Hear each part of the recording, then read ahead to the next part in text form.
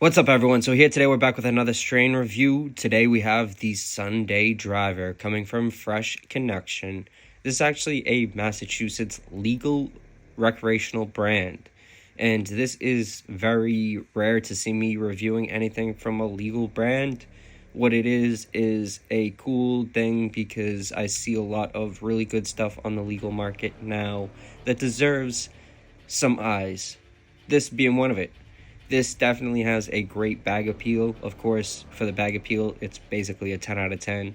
If everything was basically just based off the looks, this would be the most beautiful, perfect thing in the world. I can't see anything that's wrong with it based on the looks.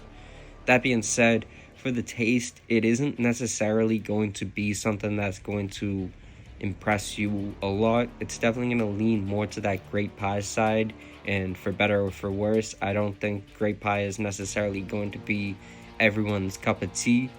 For me, it's not really something I really seem to like more than a lot of other things. I do really enjoy it. It is going to be something that's really good when it's done right, but grape pie times Free Pebbles OG just doesn't seem to be something that plays out really well in this scenario. I would have to say it has a very light smell as well. It's not necessarily going to be a smell that's going to jump out the jar.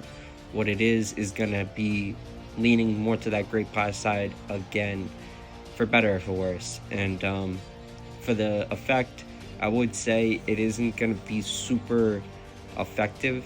It's not really going to be the most potent thing in the world, so it does seem to appear the look is what really is going to be the best thing about this. It's going to be the thing that everyone will look at to be the shiniest part about it. So realistically, this one getting an overall ranking of a 6.875 is not a surprise. This is a strain that I truly would actually say is something I enjoy a lot.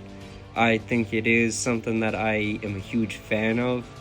This specific batch isn't necessarily my cup of tea, and it's not necessarily supposed to be.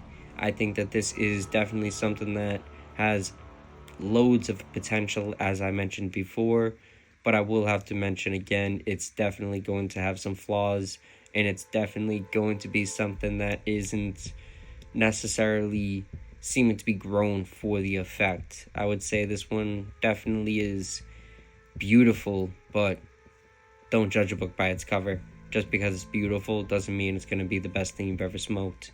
And is it the worst thing I ever smoked? No, definitely not. So definitely was a pleasure to at least try it.